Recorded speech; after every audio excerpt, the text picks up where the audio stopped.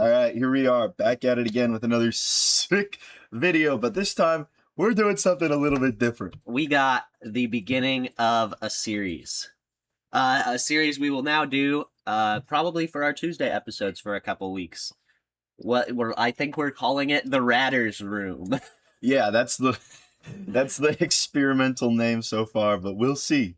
We'll see what changes. Maybe we won't call it anything. Maybe we'll just let it exist, you know? Not everything needs a name. Yeah.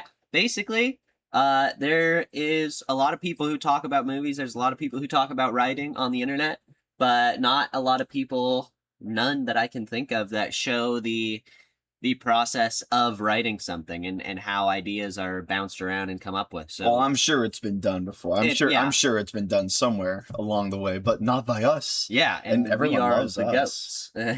Our 7 subscribers. We're very popular YouTubers over here. Very big deal that we are doing this. But you can already see, because we left it visible in the recording, it just says our short film. And you might see on the right side of the screen, right above good old Silvio, is a 2-hour timer. So I think you can start to figure out what's going to happen here. Today, we're going to start this series. We're going to use AI or something, or a generator, to generate us basically a sentence that we have to base some kind of short story off of. And we're going to attempt to write as much of a short film in 2 hours today as we can. Yeah. And then we'll pick it up again.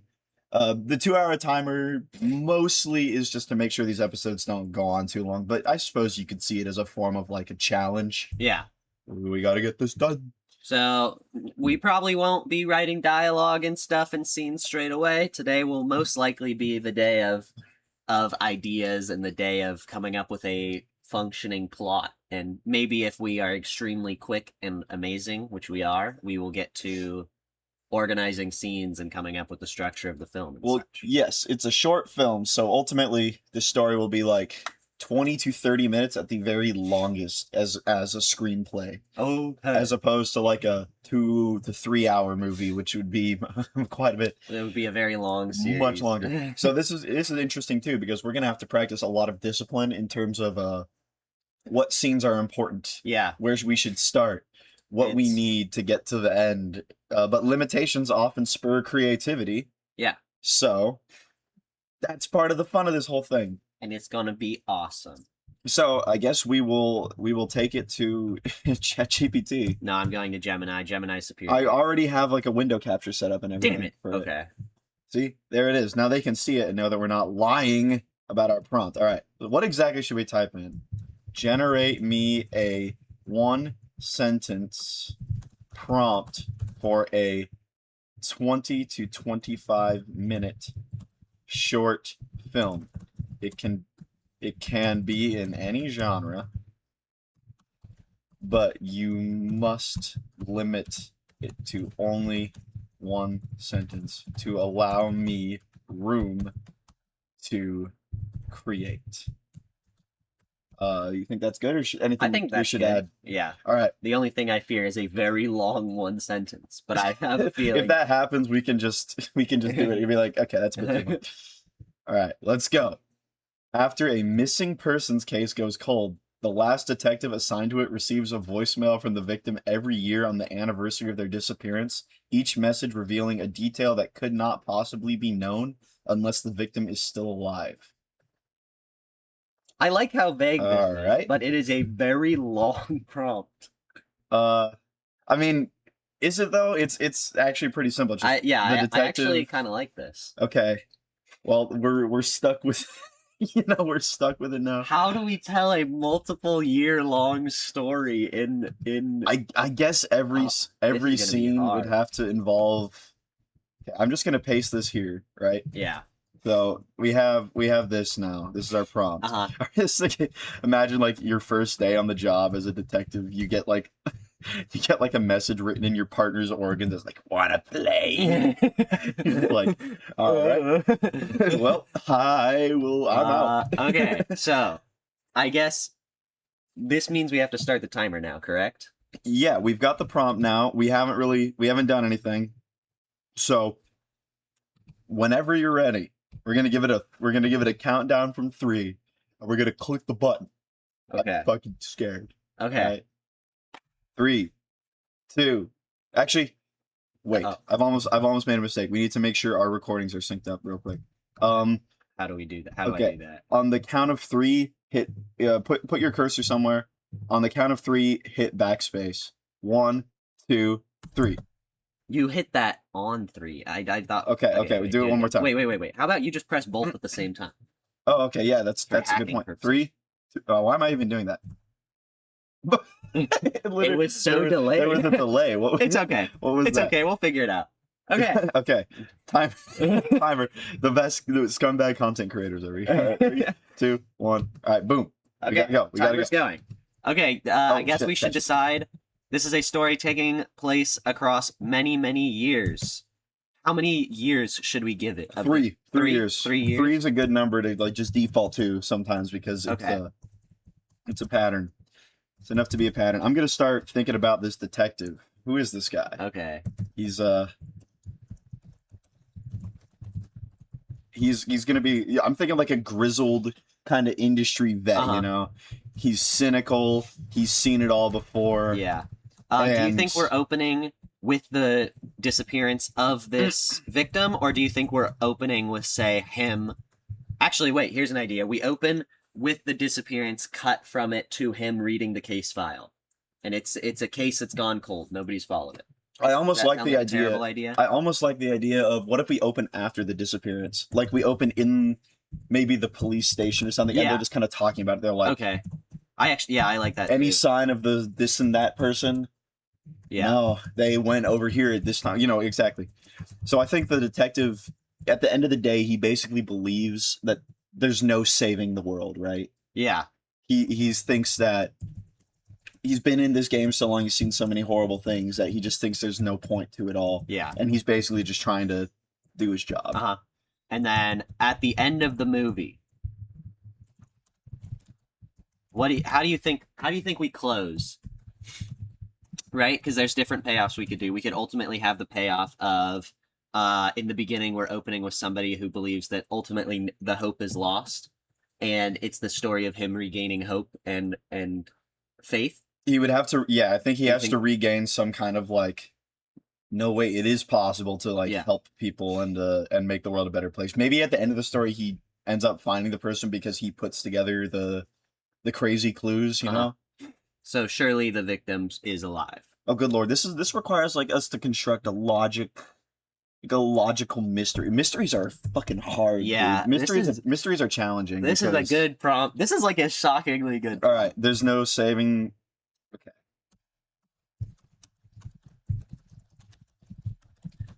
Ultimately,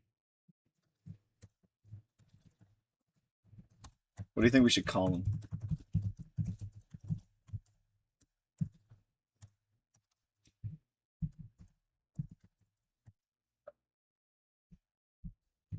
I'm thinking of something very like Yeah. noir, like Owen Darrow or something like that. Very, very noir coded, you know. Owen Barrow. Very like he's got the fedora and the trench coat, and he's smoking a cigarette So, with an Italian umbrella, do-up. in the rain. Owen De Niro. He's not Italian. Oh, okay. He's just noir. Noir. What does noir mean? I don't know. It's like the prototypical detective genre.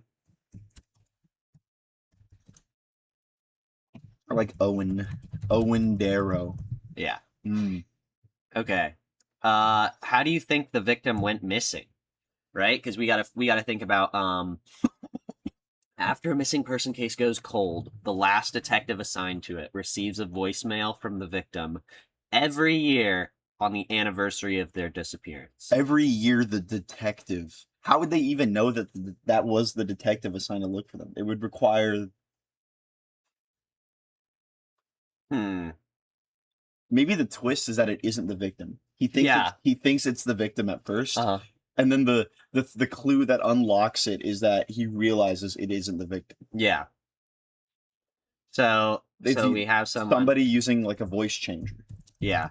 with the victim's phone that he realizes somebody has. Oh their my phone. gosh, I have a phenomenal idea. What? Here's my idea. What is it? So my idea is that this person goes missing. The case ends up going cold. And there's this series of trails that they were following when the case was still hot, right? After she went missing, but they ultimately couldn't put it together, figure it out. And then he starts getting these voicemails on the anniversary of her disappearance that he tries to follow to locate her.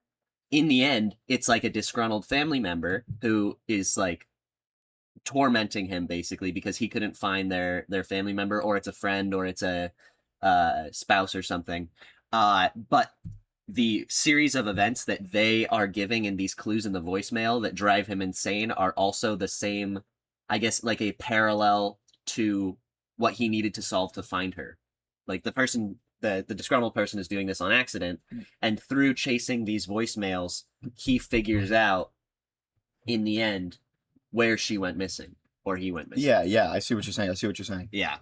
Wouldn't it be fun if they were voicemails from not from our disgruntled family member, like along those same lines, but instead of that, it's the villain. You think It's the bad guy. Well, I feel like it's so like classic. it would be classic, but we have the choice to do something very classic very well, or we have the choice to write us as the viewer, we're going along with him thinking we're chasing after the villain, and it turns out it's not the villain. But in the end, this person who wasn't the villain ends up being the key to solving what the villain did. I'm just curious how simple that is to write in a 20 to 25 minute film. Like we have to be very intelligent. Yeah. To come up with ways that like a friendly family member or something would have told the cops before, and why didn't they, right? We have to come up with that. So if we're gonna roll with that, we have to come up with that. I mean, we could not do it. We could just go with the classic, and just try and do it justice. I'm happy to do either. But I'm just saying, if we're gonna do that way, we have to come up with some kind of, maybe they're insane. I don't know. That just seems so cheap to me. Well, no, the person would just be like, it's, you had a family member go missing, right? And you feel like you I guess blame it on the cops that she was never found, and so you're, maybe you're not insane, but you're definitely not. This also requires us to have enough time to have scenes to establish that person's beef with the police. We could do that. Not necessarily, right? We could just leave it up to interpretation, right? Surely if there's going to be one family member who's a jerk and decides to every year call the detective and harass them. Yeah. It could be the father when he's like, he gets drunk, right? It's the anniversary of his daughter going missing. And every year he gets drunk and he's does some stupid thing. How is that going to convince the cop that it's the daughter calling? I don't know. He would have to be. It seems like a lot to try and make that work, but it could work. Mm-hmm. It could work, but we also only have 20 to 25 minutes, so we could exit. Right? Restraint is important. We could just do the classic. That's okay. I think we go with the classic just because I think it will be more doable. What is the evil guy's goal then? Maybe it's to kill the detective. He wants to kill the detective because he's an evil killer. It is often that simple. Yeah. He's going to villain all over the place, and maybe we can flesh that a little bit more. But he's gonna try and give little clues over time that will eventually, like, the detective will be like, holy shit. Yeah. And he'll realize, and then he'll like go to wherever the location is only to get, ambushed by the killer, and then he'll get the better of him. Yeah. And then find the victim. Yeah. And ultimately. Sure. Hey, I think we say that word too often. What? Ultimately. I reckon. Ultimately. Okay. What do you think is the circumstances of the disappearance of the girl? She was found hanging from the ceiling by her feet with fingers. We can't do that. All of her fingers were chopped off. Okay. Then there would be no reason for him to believe it has to be an actual missing. The disappearance of the girl. It was a dark and stormy night on March 14th, 2024. Right? Uh-huh. Devastating day, March 14th, 2024. I reckon she left home, right? Yeah. To go hang out with her friends. Uh-huh. But she something as simple as they went to the gas station to go get cigarettes or something. She went inside to buy them. Smoking's bad. You'll get kidnapped, and they get a detective attacked. She went inside to buy them, but she never came back out. Ah. See? Something happened in there. Why weren't there cameras in the 7-Eleven? Well, surely not all gas. Maybe there were. Maybe there were. Maybe she walked into an area in the building where there were no cameras. There was like a blind spot. And then just poof, gone. Ah. Ooh, wait a minute. Ooh, because that could go in either direction of like there's a false wall, or there's like a secret passage that nobody knows about, or you could go like the supernatural direction with it. You could do either. Yeah. The problem with that, I guess, is if we aren't going the supernatural direction and the police are searching for this missing person, and she just goes into a blind spot and disappears, right? And is never seen on the cameras again and is never seen again. Surely they're like, okay, so there's some like comical trap door somewhere. Yeah, and they'll find it. They'll find it. Okay. But they don't know like who's responsible or what happened to her afterwards, right? If we want to go that way. Okay.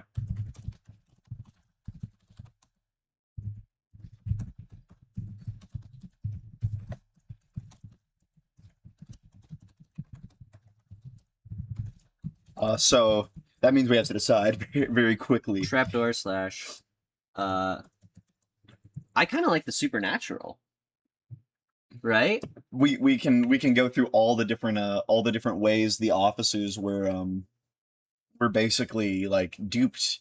They're like, we checked the wall, right? There's no way she could have gone through there. We checked the floor tiles, there's nothing. Yeah. The only place she could have gone is like maybe behind a cooler into the freezer. Yeah. And that could be like a red herring of like, what if, she went in the freezer but she's not there. They're basically like completely stumped. Yeah. And it's completely shaken this detective's worldview. And then maybe you could even have it be she is calling him from wherever she is, right? It's not the villain, it is her. She's in the upside down. She's gone. No. The Demogorgon. It fucking got her, right? No. Yeah, okay. That causes the problem of we have to come up with either a way to show the supernatural world that doesn't break the entire universe in 25 minutes, or come up with some rules of existence. I guess we should probably have rules of how this will work, and then simultaneously not. Sometimes you don't even need them though. It just depends, like, how complex is she, like, got teleported somehow, right? Yeah. Something just decided it was gonna get her. And we can go with that for now, and then we can flesh out the rules as we go on, and then backwards engineer them after the fact. It was some sort of supernatural event. Hey, I have an idea. What if this is pushing out of the supernatural and into the sci-fi and may sound crazy and oh, wait a minute. What if there was some like scientist, right? He's a bit of a mad scientist, or a government facility, because we love putting government in our random. Or Company Phil could come back from the background. I don't know, man. I don't like this. And it's some sort of like machine gone wrong. A machine gone wrong. Machine Gone Wrong is a fucking classic. I thought you were gonna go for aliens there. Oh no, I don't want to do aliens. I just watched Disclosure Day. I don't want to think like. I don't know, man. We could have like really fun aliens, like. We did say we want to do something one day with like the comical aliens. Yeah, dude, we could have the classic aliens. The detective gets a call. It's like, hello, from the planet Snoopleton, and we have her. She is our prisoner. Uh, Oh my god. I guess it would be cool since Disclosure Day did come out to just fucking run over Steven Spielberg with a actual good alien story. We have to have the super classic, like, hang on, I gotta see if I can find it. You know the one I'm talking about. What? I don't know The- what you're talking about at all. The classic UFO noise, man. Oh, you're talking about the classic UFO noise? You know the one. You know the one. These are phenomenal movies. Oh my goodness. YouTube has this new feature where if you go into YouTube, it auto plays now. Uh-huh. It's quite annoying. I don't like it. But 5 seconds, 5 seconds. Here. That one? We gotta find a way to put that sound in. We gotta find a way to put it in. I actually like this idea that it's shot like a noir movie, but it's about alien abduction. It's just an alien abduction. And at the end is the detective gets abducted. And he's up in the UFO, and that's when he kind of realizes, like, holy shit. There is, like, we have to protect humanity from this crazy stuff. It kind of shatters his cynicism in a way, getting abducted by aliens. Ooh. Turns out it was Martians. Right. I'm putting that in I'm putting that in there for now as a placeholder, right? The universe is much more than our man could have Possibly, yeah. conceived, and ultimately, Oh, he said the thing. He said the word. and ultimately, And he is. at the end of the day, we're just gonna, we're banning that word from dialogue. We've said it so many times. He is left with the lesson, because I don't know what other word to use, that humanity must be protected, even if we are weaker than the beings that torment us. Do you think he escapes the aliens through his own skill, or do you think they just drop him off? Well, They just finish up with him and drop him. Well, the one option would be a bit more like traditional, and then the other one would be more of like real spooky stuff. You know, these aliens, they're real tough. People forget, man, these aliens. Aliens be doing aliens. You don't want to mess with them. They're pretty tough. They're pretty tough customers.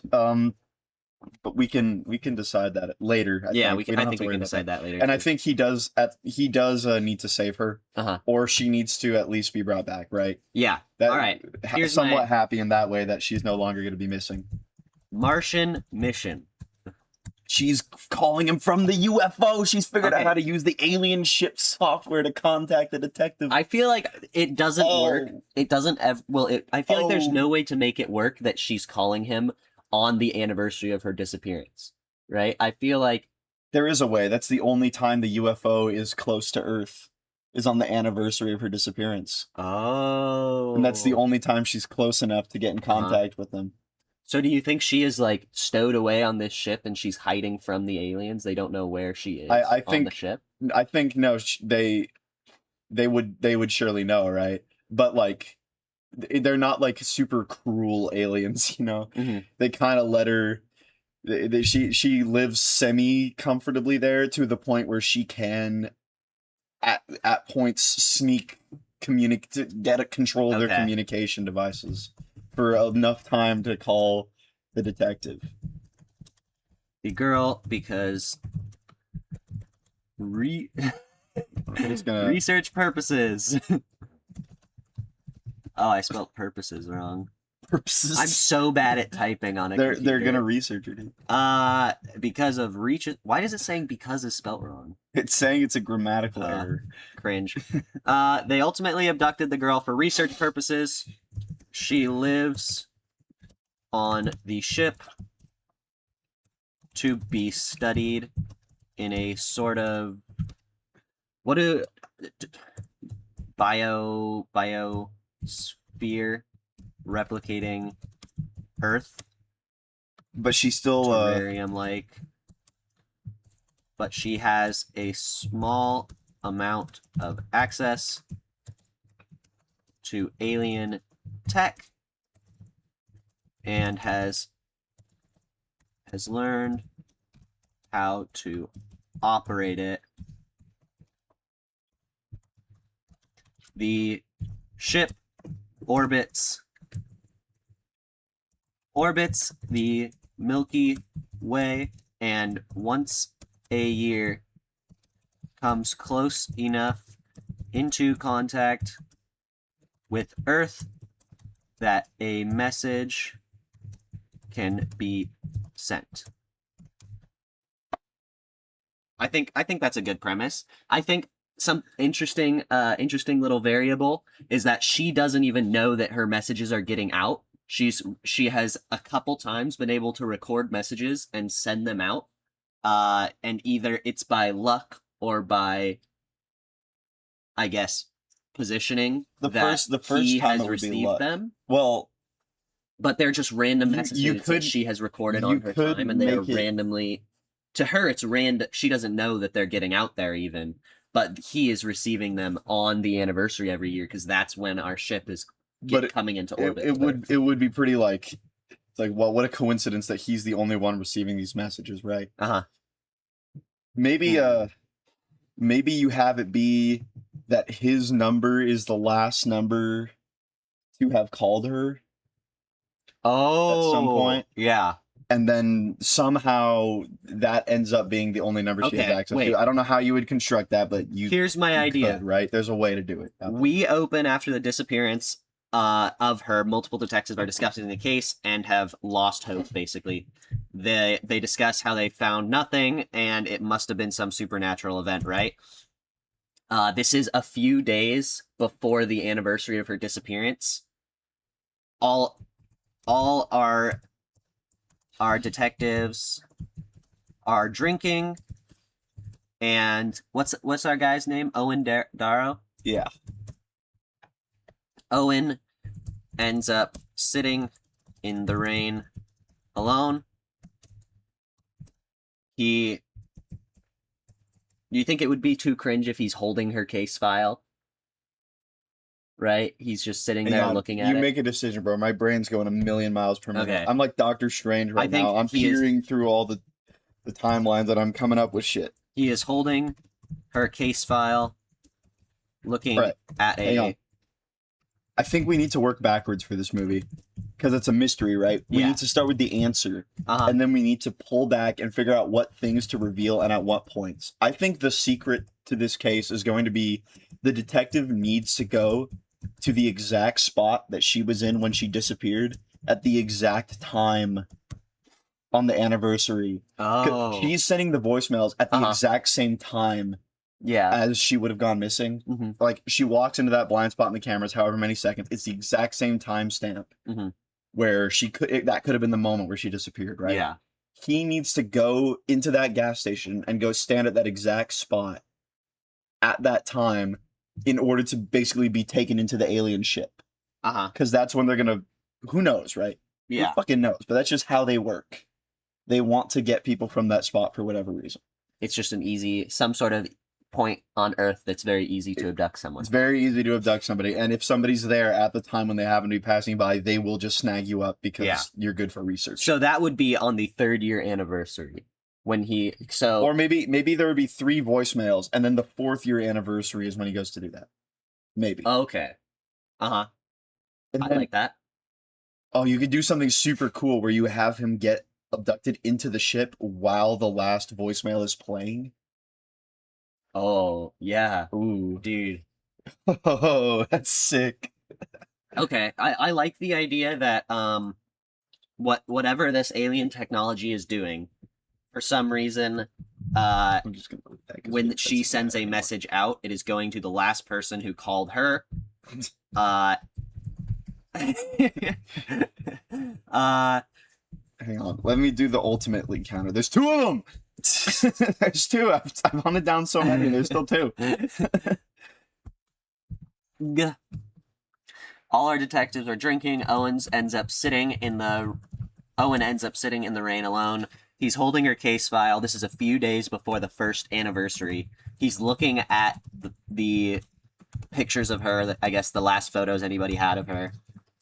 And he looks over, right on her case file is like her information, her phone number, her address, and he just pulls out his phone and dials her number. And do you think it rings or do you think it immediately hangs up? It immediately goes to voicemail. Immediately goes to voicemail. She can Can we call the movie The Voicemail? Yeah, I mean, yeah, we could. The Voicemail. Hang on, are there any other movies called The Voicemail out there? I'm gonna look it up on my phone. If you look it up on there, it'll mess up your OBS. Oh. It's already ruined, probably. No, it's locked in on my Google Docs because I'm a G. Oh, geez. Okay, whatever. I believe you. I believe you. What? I typed in The Voicemail phone instead of The Voicemail movie. There is a movie called The Voicemail. Oh, It came out in 2024. This is terrible news. Let's read the summary. We can learn about it. It's on IMDb. It's rated 4.8. Oh, dear Lord. A group of friends deal with the ramifications of an eerie voicemail that one of them receives. You can watch it on Tubi. You can rent it for 99 cents on Prime. This is not what you call a premiere prestige movie. They call it an answer phone in the UK. I don't know. We'll come up with something to call it.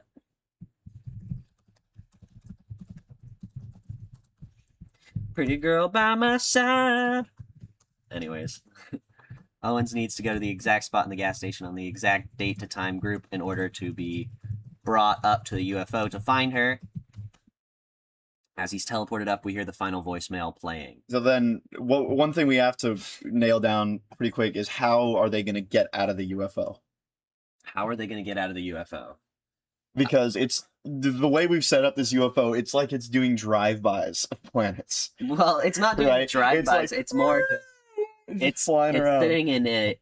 Basically, they're just cruising with the tide of space, right? They're just getting thrown around, orbiting, and every once in a while, their ship orbits around the sun in our solar system to come in close enough contact with Earth. Right? It doesn't need to be explained in the movie, but I guess the idea of it would be like their ship is it's built to be disguised as like a rock floating in space. So they're trying not to alert humans by flying around super fast all the time. It's like a stealth mission. Okay, you can call me stupid. You can call me stupid if you want. But what if the voicemails she's giving aren't like, you need to come save me? It's, you have to come up here and experience what I'm experiencing. Like it's some kind of weird form of enlightenment. Yeah. And the detective is like, well, I'm just going to go save her. But then he goes up there and he realizes like, oh, she's right. Like this is the place I need to be. I have And that's kind of how it ends, you know? What if that's how it goes? The voicemails. So have you ever heard of people talking about how like they get videos of cryptids, but then the next day they're completely wiped off their phones? I see where you're going. He's with this. receiving the voicemails. They are only played one time and then lost somehow. No. That way he can't prove it to anyone and everybody thinks he's going crazy because Yeah. You're going insane. you are tripping. Maybe detective. No. Maybe you just need No. to We stop hitting should have the books. detectives be actually like smart, reasonable characters who Yeah. are like, that is very strange. Because he can show them like, yeah, I received this voicemail and it was her talking and I wrote down everything she said. But like when you go to play it back now, it's just static. Yeah. Or it's Okay, just I like that. It's just like some crazy, creepy sound, you know? They just play static and a distorted comical alien noise. My idea is we take that alien noise and then we just like fucking hit the warbler and make it sound all weird. Just every single filter, just to the max, flanger to the max, phaser to the max, distortion, overdrive, just to make it sound crazy. Yeah. Detectives are intelligent and don't completely doubt Owens, but are skeptical of the situation. Because obviously what they would think, right, is they're thinking that, oh, you're getting prank calls. And for some reason, they're getting deleted off of your phone right after you hear them. That would be the detective's ultimate thing. Have you made any enemies over the last year, Owen? What, me? The No. girl's voicemails, instead of in terror and pleading for help, are her attempting to convince whoever is listening to join her in her experience. When he is face to face with aliens, he realizes that saving the girl was never the point. He has arrived at his enlightenment. It's a little interesting horror concept. Yeah. It's like you think your whole point is like, oh, I have to save her, and then you get there and you're like, shit.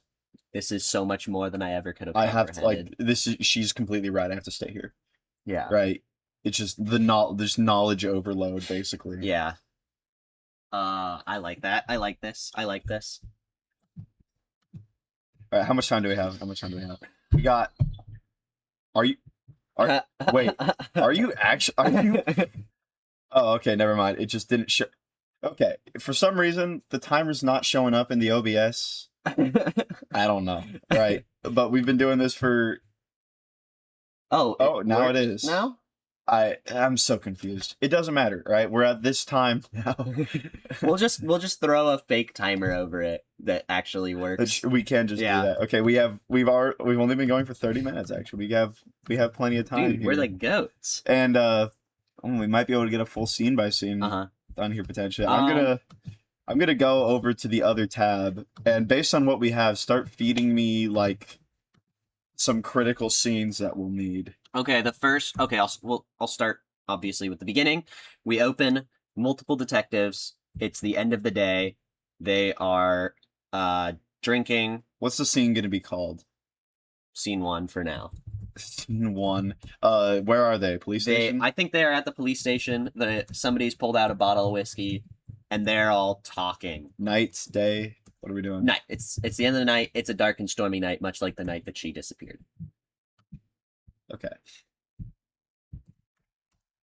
Owens is sitting across the room at his desk by a window, and behind him is the rain. Why are they all drinking alcohol at the police station? Because it's a comical noir movie. Small town vibe. Small town in like Nebraska. Yeah. Flatlands, cornfields. Cornfields, dude. Ooh. It's perfect. You could have a scene with like cows. There's other and then you hear like a and the cows are on all of the audio recording from the night she went missing, you can kind of hear what sounds like a plane almost. Yeah. And they're like, nobody thinks anything of it because, planes are a thing that flies overhead. But I like it. Are we going to do a flashback to the night she went missing? We'll do a flashback almost intercut with narrative, right? Yeah. So they're narrating it. He's explaining what happened to someone who maybe doesn't know. And he's like, it was a dark and stormy night. And then, we get the flashback, the camera's back there. And he's like, she went to the whatever place with her friends and all this stuff happened. She went to the Jiffy Lube. It'll be a whole crazy thing. The Circle K. Circle K? What? Oh, the Circle K, the store. I forgot that was a place. Yeah, oh my gosh. The Circle K. It has to be a Circle K.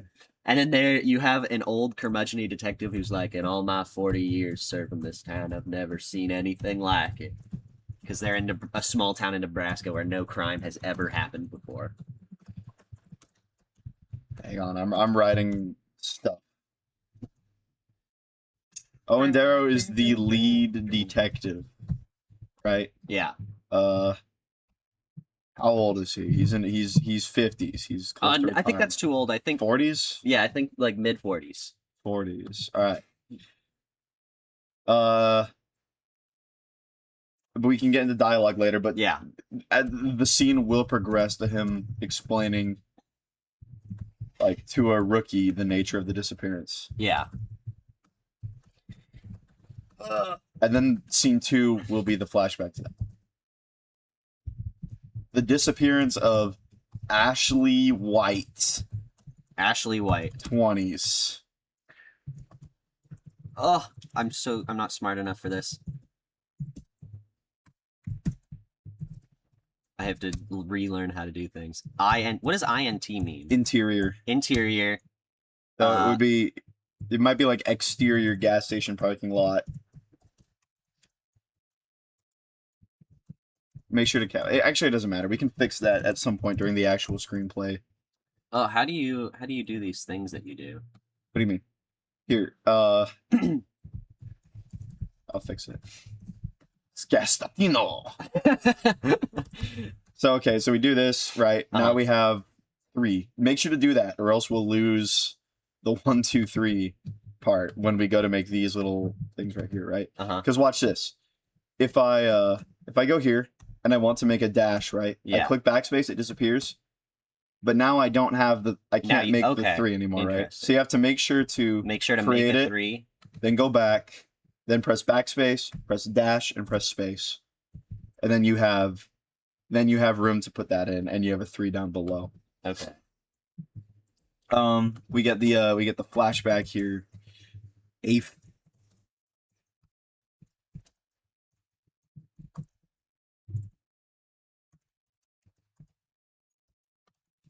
Make sure to capitalize character names. Just get in the habit. It is of doing capitalized. that. Oh, fully capitalized. Okay. All caps. Wait. Any like character or any like object or MacGuffin that's important should be capitalized always. Okay. Like we see on the capitalized security cameras that she is not visible. Right? Should Circle K? Circle? Yeah, it has to be a K. Circle K. Are there Circle Ks in Nebraska? Hang on, I let me don't verify. even know what a circle. I've never seen a Circle K before. Holy W upload. All right. I just got an incredible YouTube notification. All right. Are there Circle K in Nebraska? Yes. Oh my gosh, this is incredible. Dude. Circle K Tire Pro. Oh man, no. All right. It's got to be like a 7-Eleven then. It can't be a Circle K, unfortunately. There's only specific types of Circle Ks there.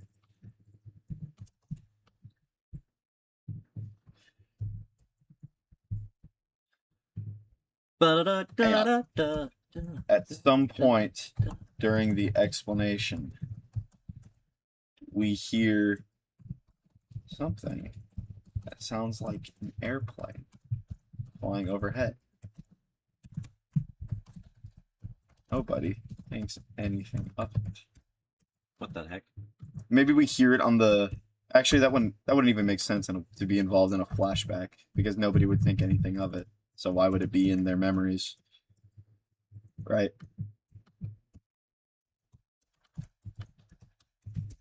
How are we going to have that? Was there audio recording of that night? Or so when she's calling him, right? You can kind of hear that sound and it kind of jogs something in Darrow's memory. And he gets in contact with her friends. And he's like, "Hey, did you guys hear a plane or something that night?" And this could be after like the second voicemail. "Did you guys hear a plane that night when she went missing?" And they're going to be like, "Yeah, we did." Like right after she went into the gas station, we heard like airplane sound overhead, but we didn't see anything. So we just kind of moved on with our lives. That's a clue for the detective to be like, "Huh, a plane sound." Write that down somewhere while I figure out how. Yeah, I'll write it down at the brainstorming page. Okay, I have gotten rid of that thing. Now, how do I get to the normal font? Doesn't help. Help, I don't know how this works. What? Okay, I have before, and I am here. Okay. Now, it's bold, right? You don't want it to be bold. So I just press Command B? Yeah. Okay. And then press the dash button. You mean tab? No. You What's fucked the up. dash Press the dash button. What's the dash button? Look. Oh. And then press space. And then you have your my gosh, then you have your little thing. I did that. There you go. During each voicemail, Darrow can hear a rushing sound, almost like a plane. He doesn't think anything of it till the second voicemail. Then, when he realizes, he reaches out to Ashley's friend who was with her that night to ask if they heard a plane. She says she thinks so, but that they didn't see one. So they just moved on. And that's a clue. Yeah. Huh. Detector. Ba-da-da-da-da-da. Okay. This is it's very hard to do something like this while remaining somewhat entertaining. I We- see why people don't do it. We can't go over like 15 scenes here. By Yeah. the way. It needs to It needs has to to be be short. limited to Uh-huh. 10 to 15 scenes. Remaining pictures of her. And if like a scene like this, very, very short. Yeah, it has to be like 30 Well, seconds. hang on. We could have this scene actually be the part where he gets the first call. Interior. Well, no, police because this station has to night, be our I guess establishing anniversary. that a day or two before he called. Actually, wait, it could No, be it could this literally is just on be. the anniversary. Yeah, That's he why goes he out- brings it up. Is Yeah. because like he's like, well, it's been a year now since the old Ashley White disappearance, and some rookie's like, what's the Ashley White disappearance? And he's like, oh boy, I'll tell you what happened. And then we go into it that way. She went missing on at exactly 11:57 p.m. Did I put a time down? I might have already. address, date of birth, phone number. A defeated Owens picks up his phone in a, I guess this should be phone in a last resort, dials. This is so fun, dude. This is really fun, actually. I Bam. I didn't think this prompt was gonna have such interesting potential to it. It goes straight to Your call has been forwarded to an automatic voice messaging system. as he gets up to go inside. His phone starts ringing His again all of a sudden. Phone rings. ... And that is where That is where we will have to figure out what the actual contents of the voicemails are, but I feel like we do that later. yeah, first voicemail ... We know that the second one it will involve him hearing the plane. I think the voicemail should have like an almost religious tone to them, Yeah, where she's talking about what she's experiencing in almost like a divine yeah, way of like. And each time it's more clues until the third voicemail. He has enough information. Plus, they heard the plane. uh-huh. She disappeared in an instant, and what she's saying to conclude like, or she can say something like at that point, it is very good that I was there at that time, or else I never would have experienced what I've Uh-huh. been experiencing. And then he's like, he puts together the dots, figures it out and goes He there. puts together the clues. I like that. I like that a lot. And I think that it would be even more interesting of like the other possible, like, because you have two rationalizations, right? She's missing somewhere and there's this, she's sending these cryptic messages, or she's somehow communicating from like heaven. Yeah, how is she? And that would be terrifying. How That is would she be communicating? crazy. We never need the answer to how she's communicating with him. We just need like the establishment that he called her, Uh-huh. and somehow the fact that he did that, it opened up the option for him Yeah. for her to contact him back whenever the UFO is close to Earth. Yeah. Which is only at that time. Uh-huh. Oh my gosh. Dude, this is It's cool. ChatGPT. Well, I don't give ChatGPT too much credit for Yeah. this. we kind of took it and ran with it. Scene I'm gonna 4. send this to ChatGPT afterwards and be like, "Ha, you fucking loser! This is You- what real you- creativity You is could like. never have come up with it." And it's gonna be like, "Wow, I can totally see where you come up with that idea from." As it's chugging water. Yes, it's consuming like an entire river. You just see a giant cloud of steam rising in the distance. Okay, how much time do we have? Once again, OBS has goofed up the timer. Hour 15. Dude, we have so much time. Okay. We can do the whole scene by scene almost. Okay. Okay. First voicemail. Here we have to really get into restraint because we're at 3 scenes already. Right? We need to cover and each of these several scenes years are worth of time in a. Maybe our short film is around 40 minutes long instead of. I don't know. 20. I think we can streamline it afterwards, right? Yeah. That's the beauty of first drafts. You can go through and remove the fat later. Yeah. So obviously the first thing he would do after getting this voicemail is write down what he remembers. Well, no. Maybe not this time. Maybe not this time. He doesn't. He thinks he's still gonna have access to the voicemail. He doesn't know yet that they corrupt. Oh yeah. So like he goes back inside to show it to his buddies immediately. But it's already corrupted. It's just static, and they're like, they're kind of skeptical about it. Yeah. He's like, you wouldn't believe what just happened, basically. Hey, can I have a word with you for a second, buddy? Devil, you saw that you didn't have one too many drinks tonight? Yeah, something like that. Damn sure, he says. That's her number. She called me. So, scene 4 would be a year later, right? Scene... Yeah, we pick up a year later and we see kind of the effect that this has had on him already. Yeah. So scene 4, we are maybe it's pushed him even further into like confusion and despair. He's like unshaven, 5 o'clock shadow permanently. Kind of thing going on. I'm gonna start trying to brainstorm what will be in the voicemails while you do that. Station morning.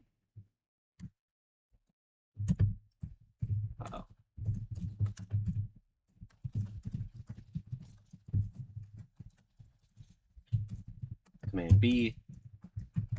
Hit that. Okay. I'm the GOAT. I know how to do this now. Okay. 1 year later, we're in the police station. Owens sits at his desk. His suit, his jacket is unpressed. His hair is messy. Dude, it might not even be her calling unshaven. You're right. It might not be her calling it. It might not be her. It could be the aliens who have like copied her voice, basically. It could be. That would we don't know. Much scary. I don't even know as the author. I don't know. It could be either. You could interpret it either way. Ooh. Death of the author. So when I die, people will be able to interpret it. Okay. Unshaven. Oh, I got a genius idea. First voicemail, she says the line, "I didn't know if I'd ever hear you again." And the detective thinks she's talking about him specifically. But really by you, she means all of humanity. And then, wait, that's cool, because he could have the red herring of like, she's never heard my voice before, as far as I know. Why is she saying that to me? Yeah. But really, she's not referring to him at all. Okay, so my idea is he picks up his phone, it goes straight to voicemail. Owens sighs as he gets up to go back inside. The voicemail turns off, and then her voicemail comes in. I never thought I'd hear you again. Yeah, I'm trying to write like everything that will be in it right now. I have hello. I didn't know if I'd ever hear you again. And then what can she go into from there, you think? I don't know. I'm trying to think about what's happening a year later, right? This case has destroyed him.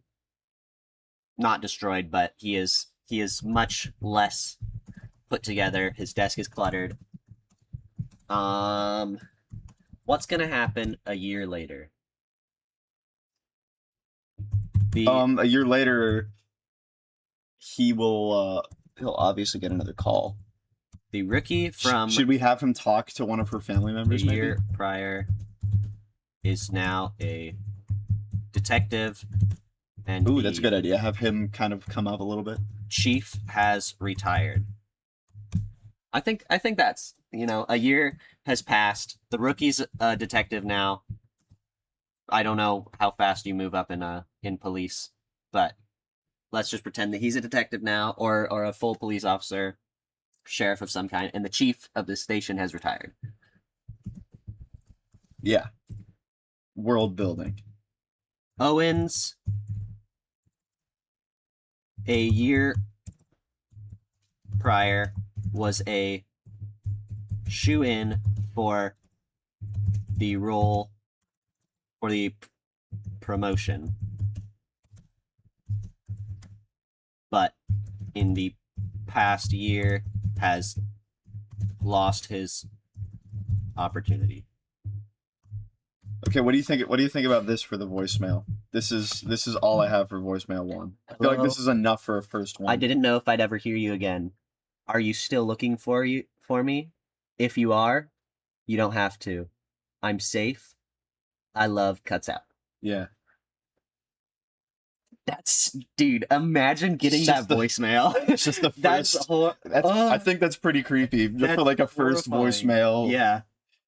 Oy, that would fuck me up if I was the Dude, detective. yeah. I'm already drunk. Looks at the bottle, puts the bottle down. Apologize. I'm sorry. Are you fucking kidding me? I'm copying that and putting it in here. Okay. So scene 4, I think there is little to no dialogue other than say the hustle and bustle of the police station, and it's just basically a world building scene of there's a new chief of police, maybe one of the other guys that was hanging out with him a year ago. The rookie has a desk, and we have Owens sitting at his desk. You can tell we show that he's in shambles basically compared to who he was before. Yes. He has been completely fucked up from getting that voicemail, or at least he's been pretty disturbed Yeah. enough that this guy who's already just a super cynical guy who didn't think like he basically thinks the world's doomed, right? Yeah. He's almost like almost like Morgan Freeman in Seven, Yeah. but yeah. without the ending realization. The ending realization hasn't happened yet. Uh-huh. He's still like it's all fucked basically. It's all bleak.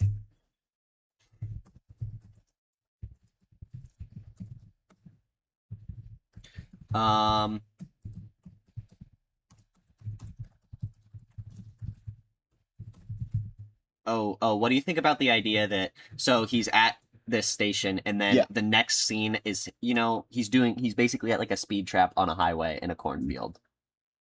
I mean, I know he's a detective, Oh. but do you think that's weird? He's just like sitting in his car Yeah, well, yeah, if he's at night. it's a small town, right? Yeah. You could be like, "Hey, I need you to do patrol tonight, Uh-huh. Darrow," and he'd be like, "Yeah, whatever, okay." Basically, he's sitting at a speed trap at night. He gets the call, and immediately he pulls out a notepad and starts writing. Right? Chief tells Owens He knows what's gonna happen this he time. needs to be on night shift tonight.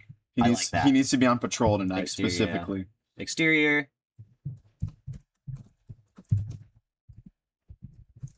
Here, I'm just reformatting your thing you. to be somewhat screenplay proper, so that yeah, the quicker you learn screenplay formatting, the faster we can do it when we actually sit down to write the full script. Floating down a flat river, catch yourself a little catfish dinner. So this is a slug line, is what this is called. It needs to all be capitalized. Okay. Slug lines and on patrol. I mean, we can put this in here for now, but you wouldn't put that in a slug line, right? Yeah. You would put that in an action line, which is right underneath it. Yeah. But being that this is like a just kind of a layout, Okay. it doesn't matter. Bam. Space. Bam. I'm gonna start thinking of. I'm gonna start contemplating a second voicemail. This one might be a little bit longer, have a few more clues in it, right? Yeah. But the key to the second voicemail is that he realizes the rushing sound is a big deal, and Yeah. she like sounds very worshipful, like she's tapped into some kind of higher knowledge, Yeah. right?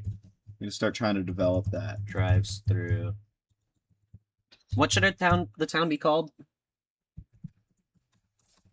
I'm gonna look up small Nebraska towns. We could just come up with a name. It could be called like Little Flat Top or something. Little Flat Top, Nebraska. That way, I like. I don't like the idea of little, but I think Flat Top, Nebraska.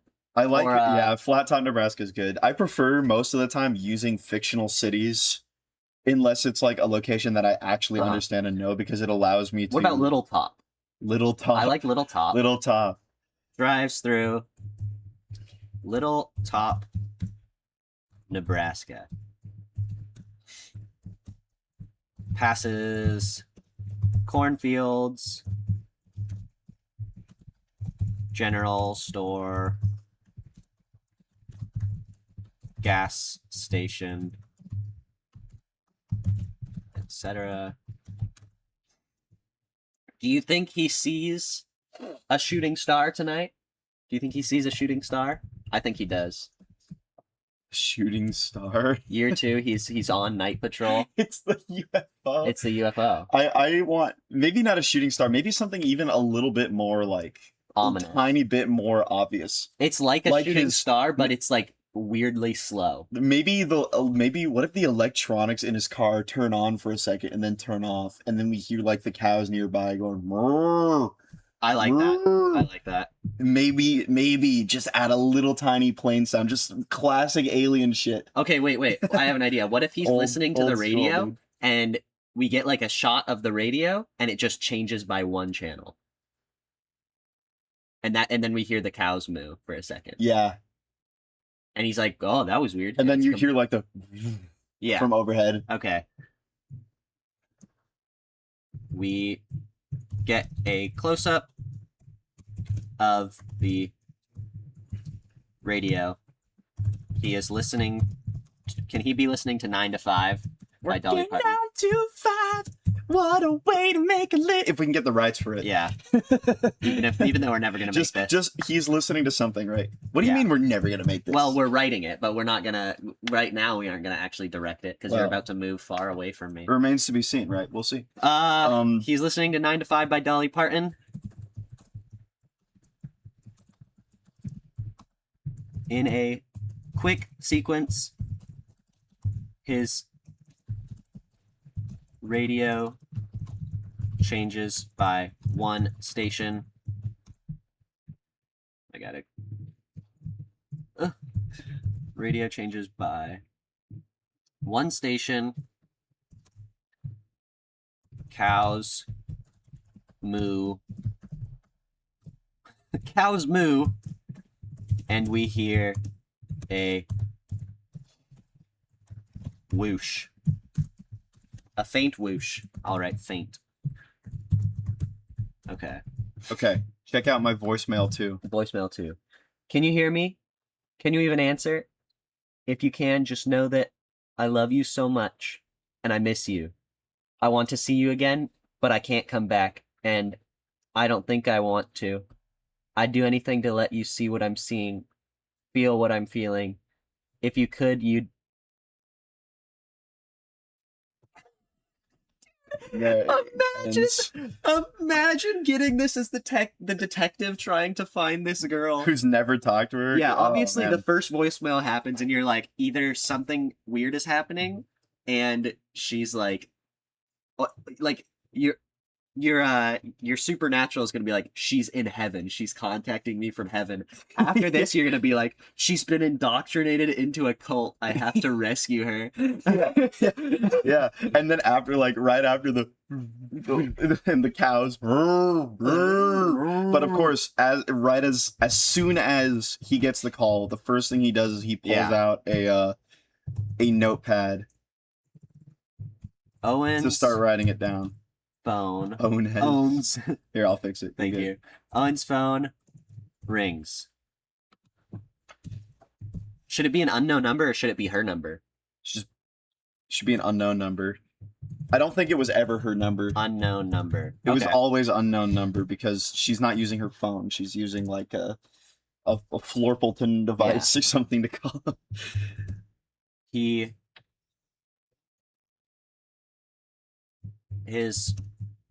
I'm trying to figure out how to write. Owen's phone goes to voicemail. ... He pulls out. As Ashley says hello. ...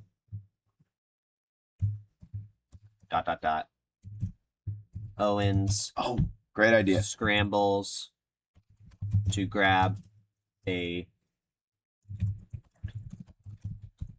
notebook and writes the following message. Hang on, check this. What I added on I'm highlighting it right now. He checks his watch nervously. It's 11:56. He has an inkling Yeah. because last time that's exactly what happened. Is he got the call right on the exact time of the anniversary. Oh. So he's already like thinking about it whenever it's the anniversary, and that Yeah. year comes around. Dude. Oh my gosh. Oh my gosh. Scene 6. Okay, now I have to think about the third voicemail.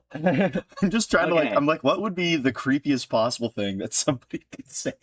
Just writing that down. Scene 6. Have I been writing numbers? I have. Okay. Scene 6. Bam. Where are we in scene 6? Interior. Police station. Do you think he would... Oh gosh, I forgot literally what I'm supposed to do. Police station. Do you think he goes back immediately at night, even if nobody's there? Or do you think he goes back in as soon as everybody's coming in at 9? I think he thinks about it. Am I going to abandon my post or not? Yeah. And he decides to. He's like, I need to go back and tell somebody about this. I guess my Like, thing is, he's it's thinking, midnight. like, we can Who's say going to no. be at the police station, right? Well, there would be somebody. Yeah. I mean, police stations are always running. Okay. I have... Okay. Bam, bam. Bam. Oh, there has to be a fourth one as well. doesn't there? Randy, bing, bing. Yeah, but the fourth one is the one where he gets zoomed. Yeah, Okay. that one's going to be the most, like, esoteric and spooky of them all. Open with a shot of the clock. 12:08. Oh, what have I done? It is 12:08, comma, Owens bursts through the door.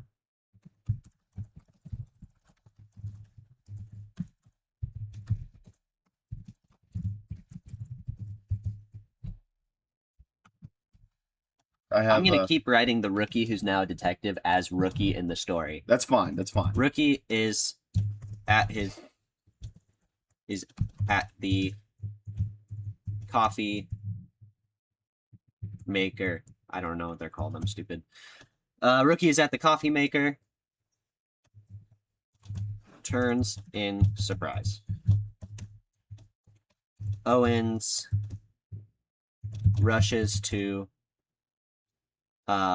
tell Rookie the voicemail he wrote down. Why am I capitalizing all this?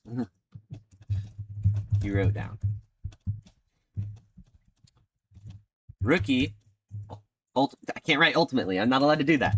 Rookie believes Owens, but is still confused by the situation.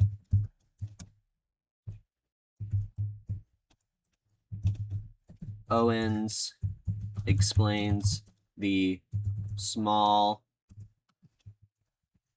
weird things that happened.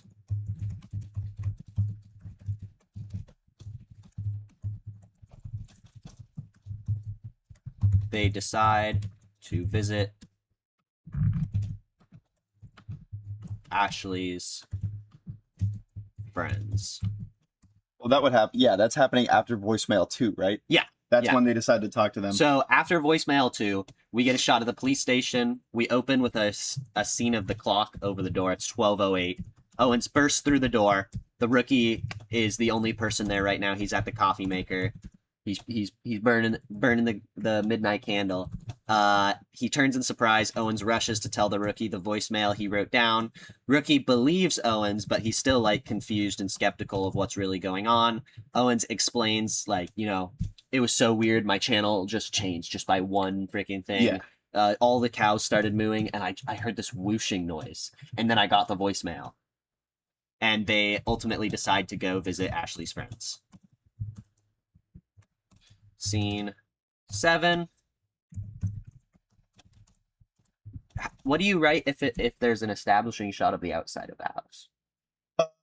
Would it still be interior because the scene takes place in there? mean, you would write slug lines for it, right? You would have a slug line that'd be like exterior shot, or it would be like exterior house, and then an action line would be like moving into. I mean, that doesn't really matter. That's more of like it depends on how in-depth you want to go with your screenplay in terms of like, are we including camera directions in the screenplay? I would rather leave that up to a cinematographer or just like myself on set if I was running a camera, figuring it out. All right. Morning. Bing. Command B. Okay.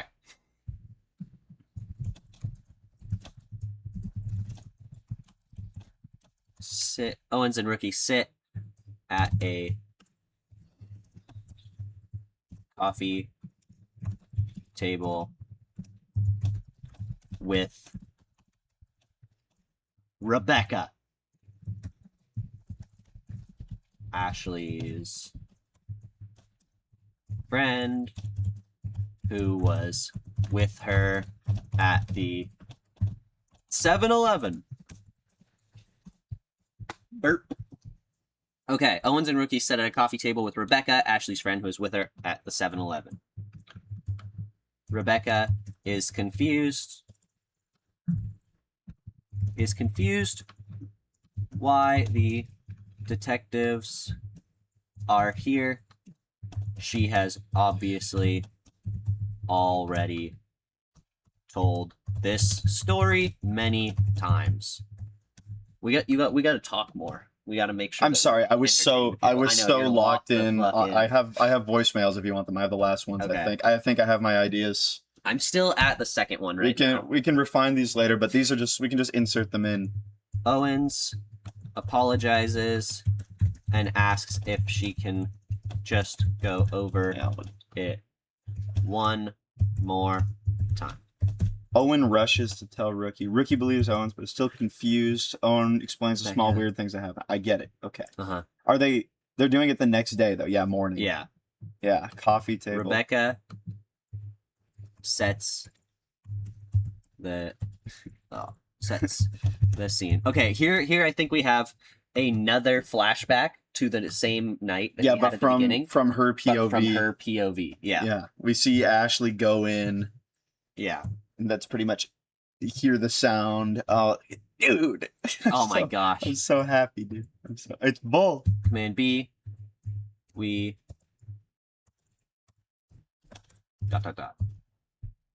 Eight. Scene 8.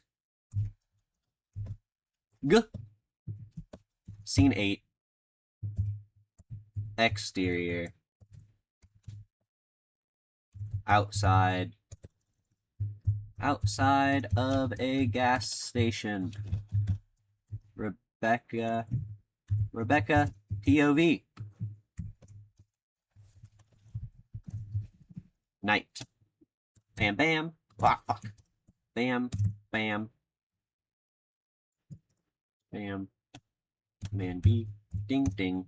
Look at you. You're so good. I'm learning. You're so skilled now. And then we're going to get this from her perspective. And the important things are that Ashley goes in at about 11:55, right?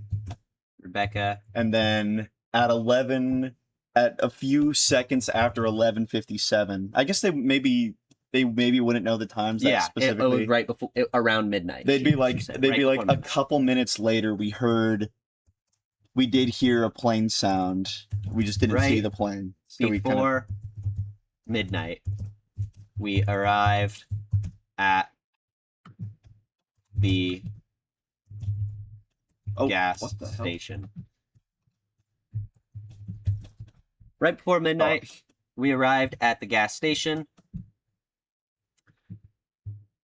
As how are they gonna introduce the plane noise and not have it be like, and then we heard the plane noise? Here, I got it, bro. Don't You worry. got it? Don't Okay. worry about it. Right before midnight, we arrived at the gas station. Me and Janice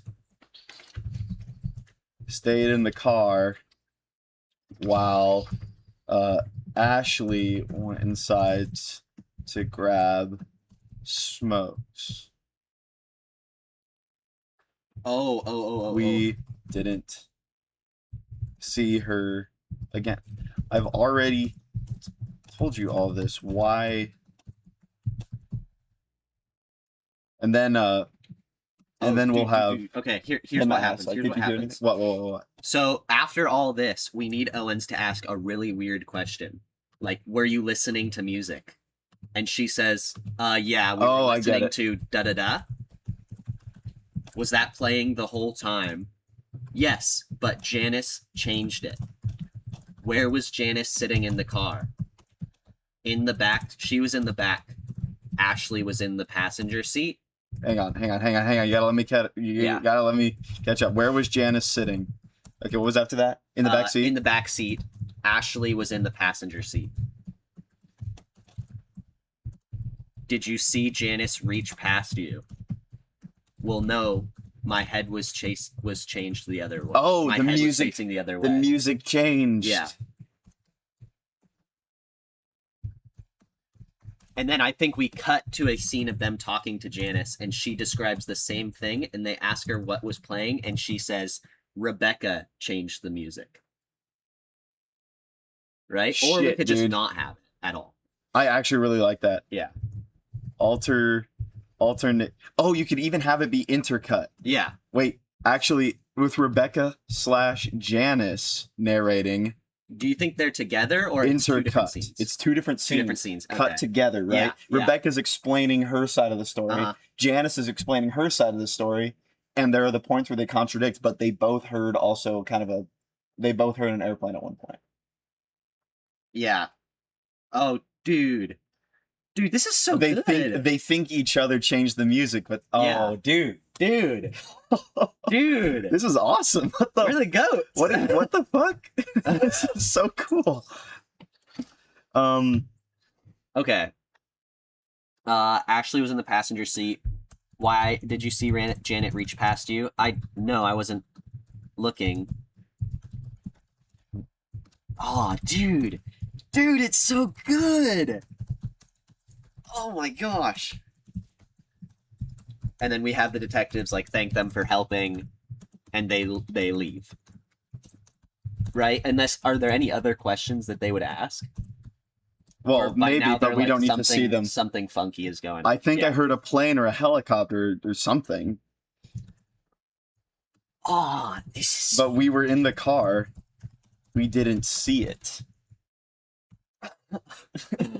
dude. Did you catch the time on the radio clock? End scene. It's so good. It's so good. Oh my This is god, awesome, dude. dude. I can't believe it. Steven Spielberg is gonna get fucking Hold up, how much time? cooked. How much time we got? We got 45 minutes. Unbelievable. Dude, scene 9. Where are we? We're back at the police station, you think, right? Are we going a year? Are we going back? Or they're in the car? They're driving back to the police station, and Scene 9. like interior. Ricky's asking him, like, "What do you think? Do you think they had anything to do with it?" Their stories didn't line up, and Owens is like, "Something is going on, but I have absolutely no idea what."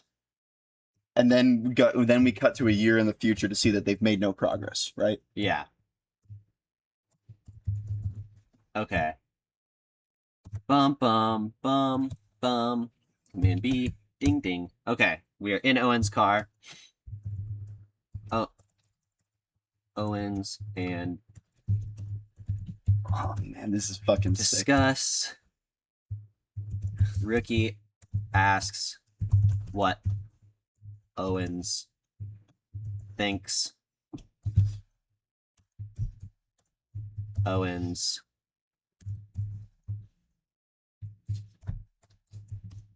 I don't know what's going on. ...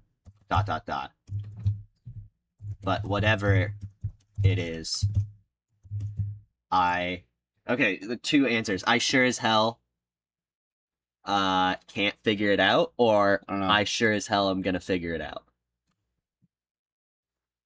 I don't like this line. You don't like this line? I don't like it at all. I think it's very very corny. Okay. I don't know what's going on. But I think we don't need to worry about it right now, and we can figure it out later when we're writing the script. And maybe it will be maybe that will be the line we go with. But for now, it's we are doing like we're doing so many corny bits. Yeah, but they're so, awesome corny bits. Says he doesn't know. It might even be clever to have that scene end with him saying nothing, but we can figure that out when we're writing actual script stuff, maybe in a different episode. Scene 10. And this is a year in the future, and like the depressing thing here will be no progress has been made, and we can clearly see that. You don't, for the record, you don't need to write interior in the station. You can just write interior the station.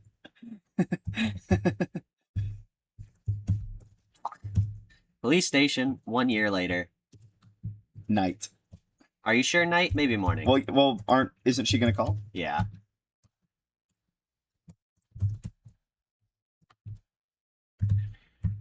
Okay. So I think the order of events here for scene 10, right? Yeah. Inside the police station, he's just sitting there. Yeah. Phone out. Uh-huh. He's watching the clock. He has like an audio recorder that's going to record what she's saying, basically, right? Yeah. It goes off, he records it.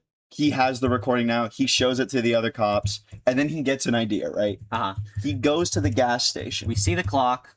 Hang on, listen, before you write anything, Uh-huh. I just want to lay this out, right? He goes to the gas station to go to the spot where she was standing. Yeah. To see if anything will happen, and nothing happens. But then he listens to it again, mm-hmm. and we see like he gets an idea, and then we just straight up cut to the next year. Uh-huh. The next year he is sitting outside the gas station at like 11:55. Owen sits at his desk. We see the clock. 11:50. That far ahead, we'd have to have him sit there for 5 minutes. Well, we're not going to show the 5 minutes, but that is the time that we cut back. It's 11:50, and he already has all his stuff. Isn't it very potent if we cut to him at like 11:56 and we get a full 60-second suspense? I'm okay with that. 11:56. Waiting. ...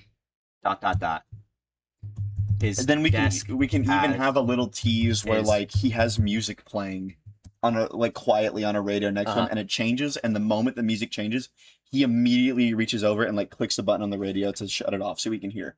Okay. So he has his phone, what are those? Are they just called recorders, or do they have a name? I mean, there's like a tape recorder. Audio, tape recorder. That's the word I was looking for. Tape recorder. And a tape recorder.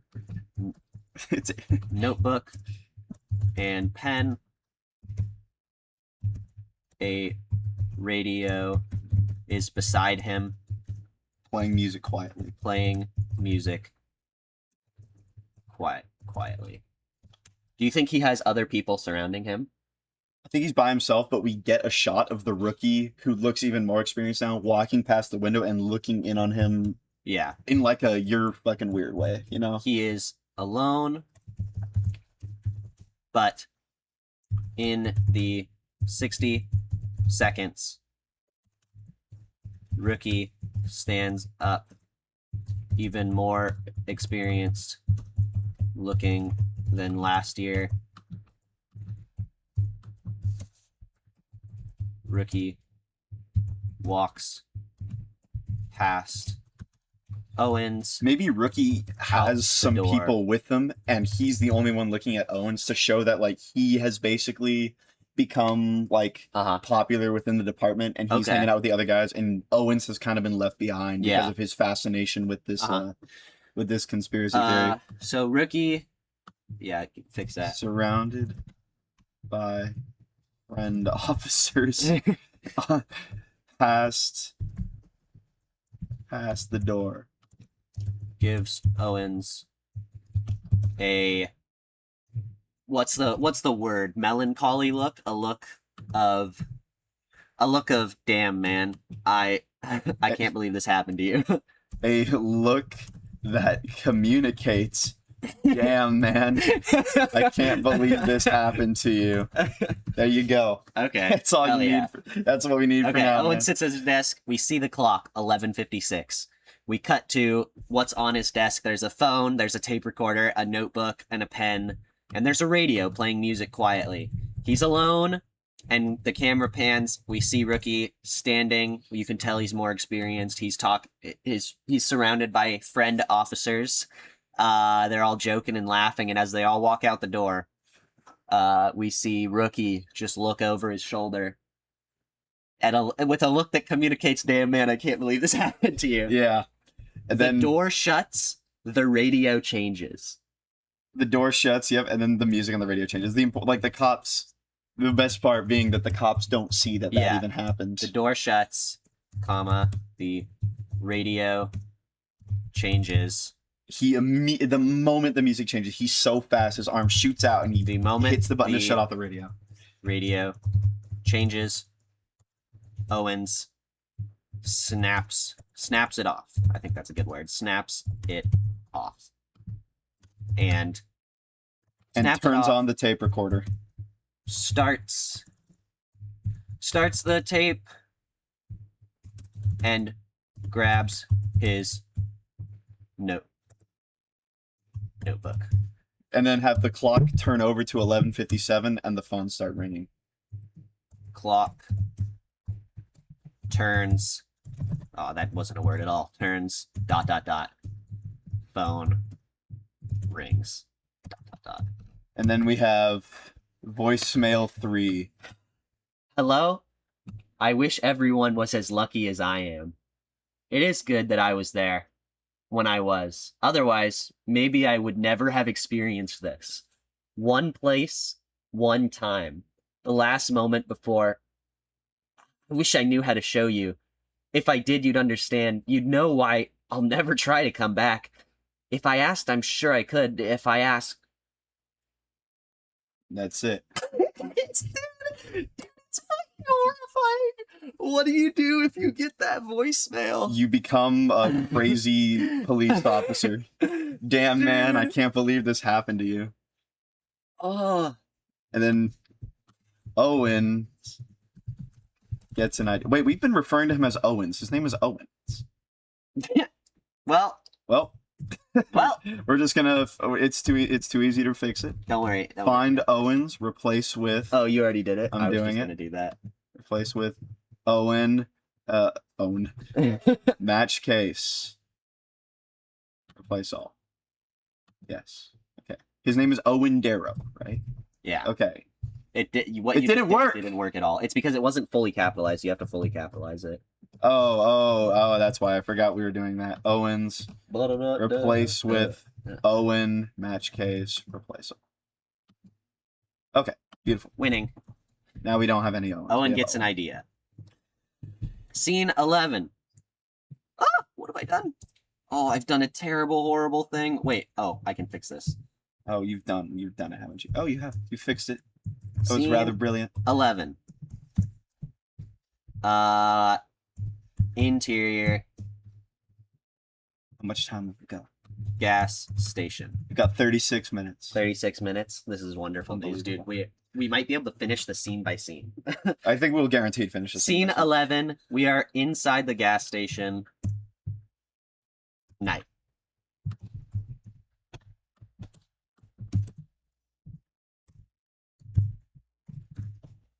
Okay. Owen enters clock. In a rush. He's like he's kind of like Clock kind of frantic a bit. 12:04. Yeah. He's definitely not in time. He drove too fast, basically. Yeah. Clock. You really think Little 12:04. Top is that small that you Yeah. can get from the police station to 7-Eleven in 7 minutes?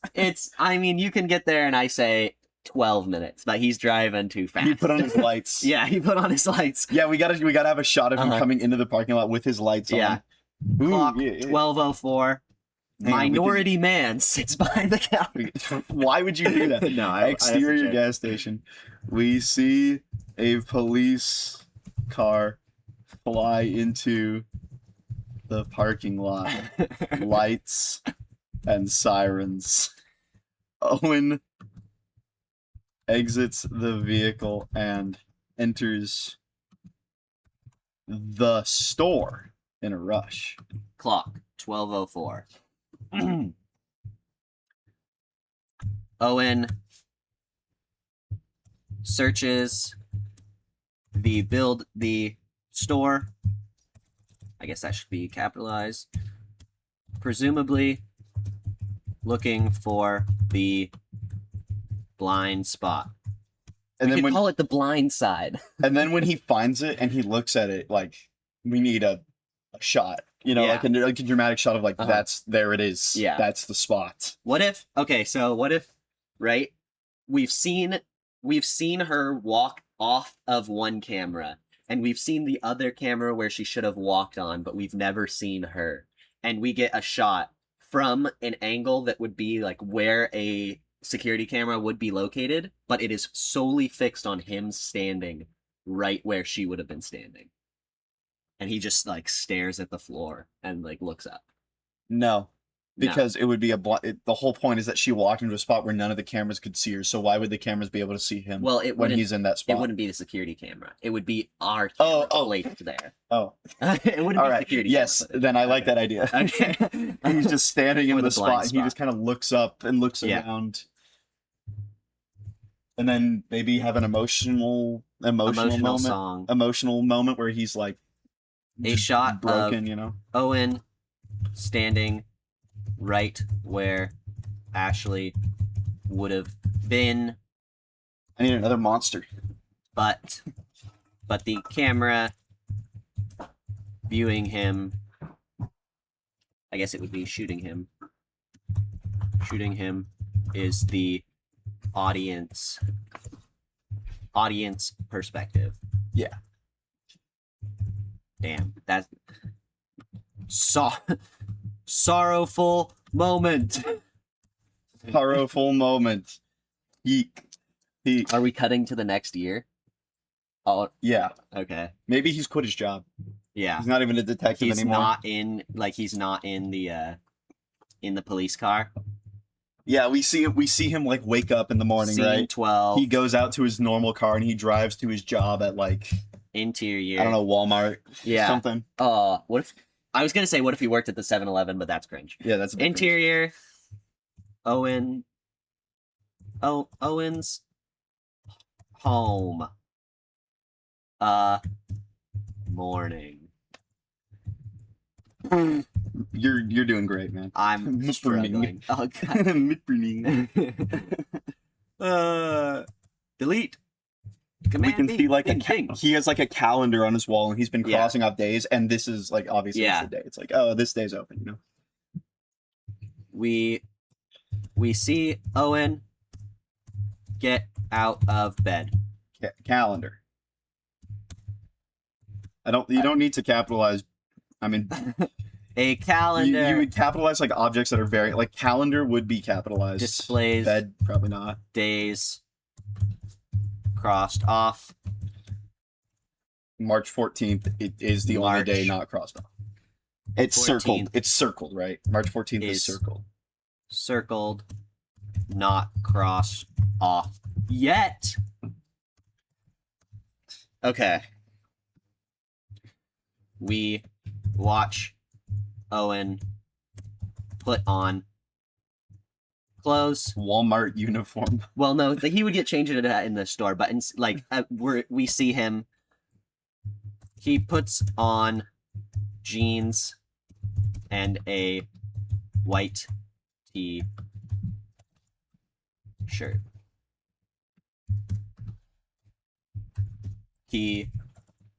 Owen brushes his teeth.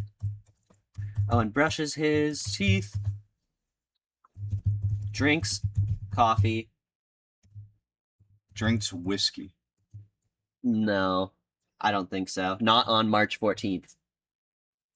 Oh, true. Not on Exits March 14th. his home I was gonna say a lot of people mix and whiskey with gets coffee and have a in cigarette. It's like dopamine his mixing. car. ...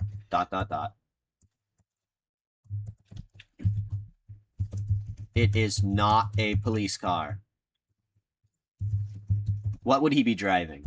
Toyota Corolla. I was about to say, can it be a dented Toyota Corolla? It's a well, no, he's dented- not like broke. He would have like a pension. It's a right? scrappy. It's a scrappy Toyota.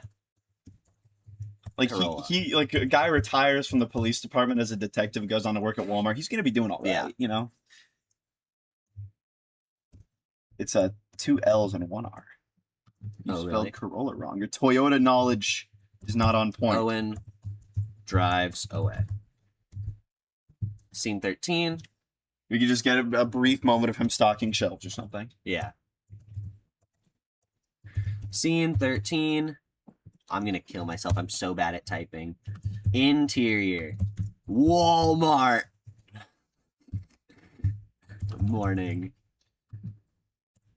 And all this needs to be is just Yeah. he's stocking shelves.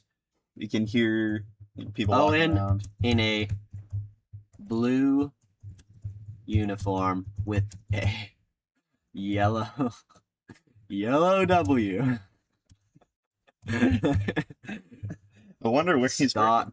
Stocks a shelf. ... And see. Would he be stocking a shelf or would he be at the cash register? We don't need to put end scene at the end of the scene. I know, but I'm it's realizing. funny. It's dramatic. I'm realizing all of a sudden I don't need to do that. There's like a couple It's scenes where dramatic. like, who cares? It's Scene fun. You don't do that in a screenplay anyway. You put Scene you just 14. put cut to or something. Scene 14. We're at the gas station at night, right? Definitely. Or Yeah. outside. He's sitting out in his car. He's Exterior. nervous. It's 11:50. He's like tapping a pencil or something. Playing with Outside some sort of the toy. gas station. Night. Bing. Okay. Owen sits outside in his car, tapping his pencil nervously. Here, do you want me to type because I'm faster? Yes, I please. can Please. be the typist, and then Owens- you can say words. Yeah. So Owens taps his pencil nervously. It's It's 11:50. 11:50. He's waiting for the typical time. The radio is not on. The car is off. Yeah, exactly. He takes a breath and gets out. Following shot. Do you think we should have like a feet shot? He's walking, the camera's close to the ground, Tarantino esque, he's walking along. He's Yeah, barefoot I for think some so. reason. I think so. He's wearing flip flops, or he's wearing sandals, dude. Sandals, no socks. No. No, It's not in just- Nebraska. It's a little bit He's too just, silly. He's just wearing sneakers or something, boots. Do you think he goes and buys something? That's actually a great idea. He buys like a. He needs to buy something for his trip. What candy would he get? Do you think? I think he's a Snickers guy. I think he gets a Snickers. I agree. He goes inside, buys a Snickers bar.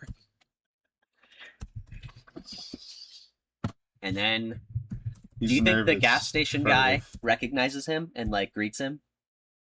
Hey, Owen. Late Yeah, night. obviously, because it's a small town. Exactly. Exchanges familiar words with the clerk. Okay. And then he It's walks. 11:53. You think he goes to the bathroom? Yeah, he goes to the bathroom. He goes to the bathroom. This is gonna be so pretentious in the actual film. There's like 2 minutes left of the movie, and he's just in the bathroom pissing. Yeah. It's 11:55. Then he walks back to the corner, and we can have it be. It's a pretty dramatic moment. Yeah. You know, it's a slow walk. Slow walk. He gets there. Could we have maybe the Actually, never mind. The 7-Eleven light should flicker out briefly, Oh, right? yeah. You could even think Like like bathroom lights, though. think, Or no. At- The song in the bathroom changes. no, there's like- it's not close enough to time anyway. But I mean, like at 11:57, at the precise Oh, moment when he is gone, the right? lights flicker and they turn back on and he's gone. Yeah. And you could even imagine the 7-Eleven itself might have like our store's haunted, you know, every year at this exact time the lights go out. You know, you could imagine that would be kind of a rumor that would Yeah. go around the town, the disappearance of Ashley White. Uh-huh. But it'll get much weirder after this, surely, because Yeah. the second person has not finished. Uh-oh. Then he walks to the corner. I think ever since she went missing, every year on this day, the lights flicker at the same Yeah. time she went missing. Yeah, but I mean, we won't see that. In Yeah, the we film won't pro- see that. Maybe we can find a place to slot it in if we have time, but Yeah. because that would be fun. It's 11:57 hits. The song in the store changes, and the lights all flicker off for a moment. Owen is gone, and then we have to figure out how are we going to. Okay, voicemail number 4. Scene 15. His phone is laying on the ground and Interior- it plays. Interior tunnel of light. Oh gosh. Nights.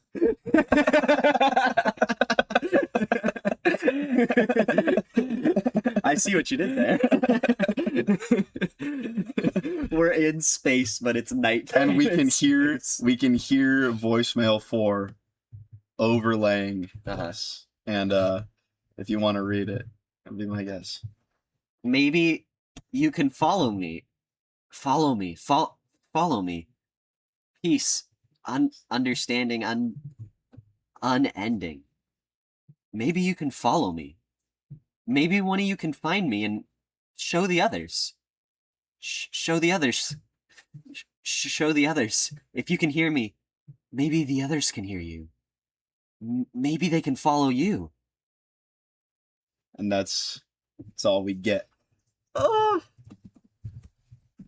Owen is going somewhere indescribable. He's just we need to find a way to create some like just bizarre Some bizarre visuals. kind of visual effect. Yeah, Kane Parsons, do my VFX. make just something Be involved with some something good fucking content. weird. Then he arrives.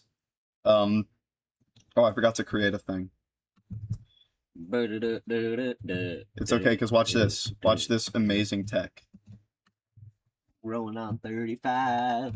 Didn't work. Haha. I have to. God damn it. I know there's a way of doing this. I've done it before. I grab this, like that. I should be able to do it. Rolling on 35. They come by my side. Absolutely unbelievable. You are a silly goose. Okay, watch this.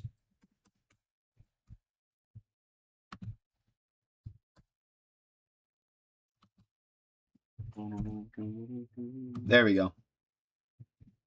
I've done it. I fixed it. I fixed it.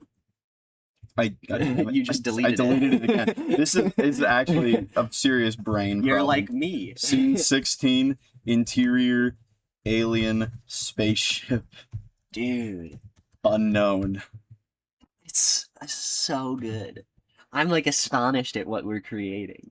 This is the hardest part, though. This is Yeah, by this is far the hardest part. absolutely the hardest part. Is what is this going to be like? Yeah. Like silent, right? Uh-huh. It's silent. Silence. Oh, what have I done? You put it in the wrong spot. Silent. Do you think he is immediately like contacted by the aliens, or do they have some? Okay, wait. Here's what it is, right? Obviously, this won't be explained in the movie, but basically, what the aliens are doing is they're abducting these humans And as a way to like calm the humans down, the first like chamber you're in is like this it's like, I guess, what an alien would create after seeing all of Earth. It's like this beautiful, super peaceful landscape. They're like, this is what will calm the humans.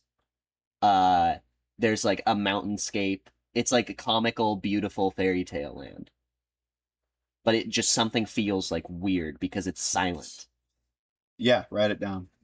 I'm trying to channel like the most alien experience I've ever had, which is ego death, and the feeling of that. I think it would be very cool to channel that into how Owen and presumably Ashley are also experiencing reality. Is that the final shot of the movie will just be like a shot of his face while he's surrounded by like just blinding light and rushing wind, Yeah. and the look on his face is awe. Awe is the word. Not fear, not joy, just awe. Like you can't believe what you're seeing and it feels so meaningful and significant that but the audience won't know what it is. Yeah. Because how could you show that to the audience? So that's what the film will end with. I think, if you like that. Something is off. It is silent. It is silent, but beautiful. At some point, we will have like kind of like an atmospheric music cue that will play during the final shot. Maybe he should just.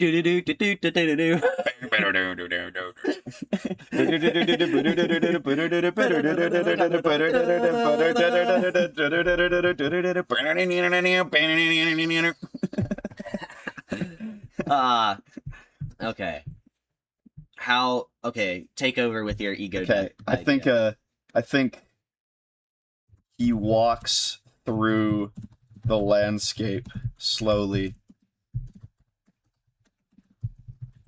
looking at what surrounds him. Overhead is just a white dome. Oh, yeah. Like it's not a sky. It's not just a sky. It's just a plain white. But he doesn't. dome. We don't notice it at first. Yeah.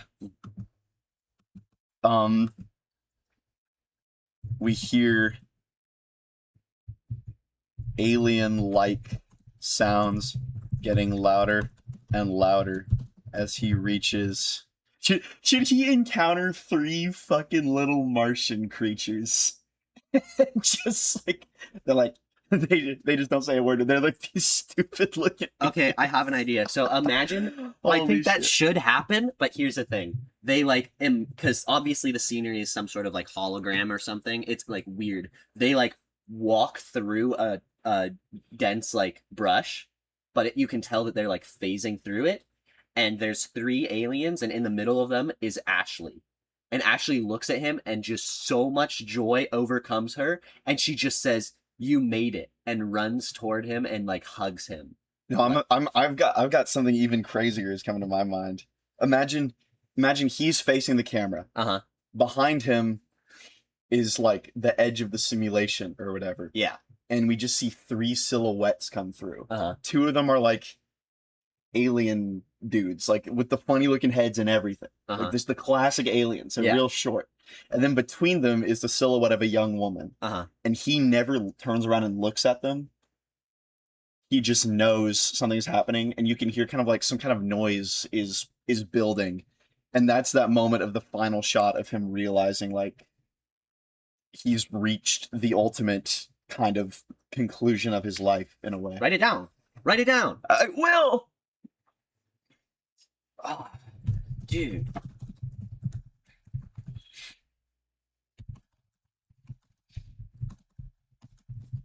I'm writing it. Silhouettes. Shot of his face. Behind him, we see 3 silhouettes emerge from the edge of the simulation.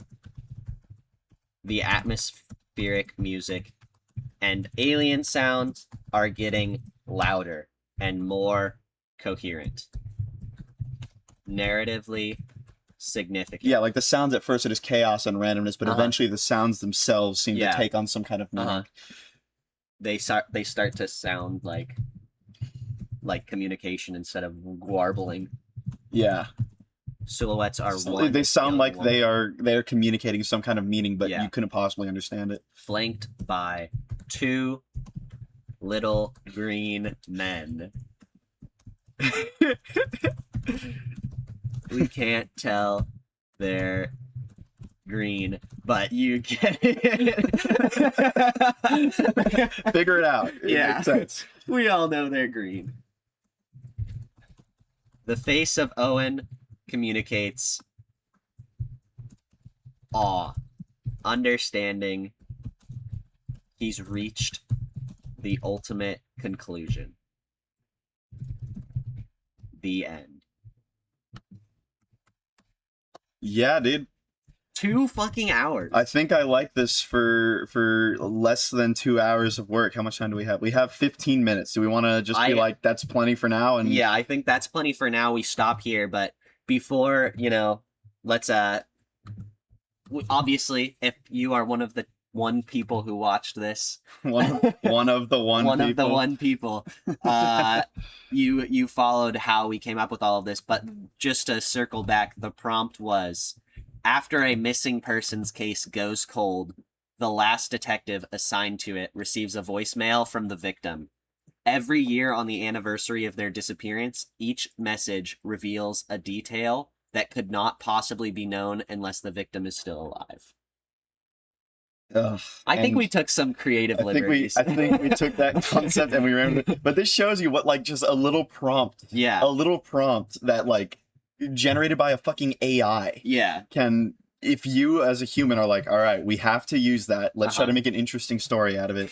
You can generate something really cool. And there was no part of me that was thinking that was what we were going to make when I first saw. I didn't. But then, like, it just happened. it just flows from you. And well, I think we'll do another episode where we go into trying to write the scenes. One of the things I've always said about writing is you usually figure out the big moments first. Yeah. The big moments and the payoffs are what occur to you before anything else. And then the actual hard part of writing is figuring out how to connect all of those payoffs in a way that makes sense. Yeah. And this is a pretty simple story, so it shouldn't be too difficult. But you can also get into some pretty complex, like, I'm writing a full-length screenplay right now that's like a lot more. It's very complex, very complicated. It's like a conspiracy story. There's a lot of different stuff you have to figure out. But dude, this is what I'm I don't. very think, happy with because this so far. We've talked before about, like, I am always confused why every single person who's trying to get into movie directing is like, all the indie people, they're making horror movies for the most part. Aside from some special cases, it's like, if you're getting into making movies, you're probably a 20-year-old making horror movies. And they're usually not good. But it's like, and I've asked you, I've said, like, why don't people just make good movies? And you've been like, well, it's a lot easier. A horror movie is usually a lot easier to produce. It's a cheap thing. Oftentimes horror movies take place in one setting. Maybe they're set in like a house or like, But this is one of those stories that I think goes against that, where in reality, if we were to make a short film like this, the only thing that would be hard to make is an alien spaceship weird simulation at the end. That's the only detail that. And honestly, you could do that and have it look really shitty and it be perfect. Yeah. Because, like, it's an alien spaceship, you know? They might make something for humans to live in that looks dumb and it's made of plastic, right? Mm-hmm. We'd have to figure that out, but shit, I mean, we could do it, Yeah. I digress, though. And ultimately, it isn't a full-length this. film. It's just a short film, but it's going to be the greatest short film ever fucking made. I really like it. I don't watch many short films. I wouldn't say, like, I'm a short film guy. Yeah. Like, but I kind of understand. It might be a good idea for us to watch some and kind of think about that. Yeah. But anyway, that's all I got for today. If you want to see more about this movie we're working on, and then maybe future projects, you subscribe. What has happened to you in the past like 2 days? I don't know. It's just become very funny to me to tell people to subscribe to the video. What a terrible, horrible person you are. Well, you got anything else for the good people? I guess not. Thanks for joining us.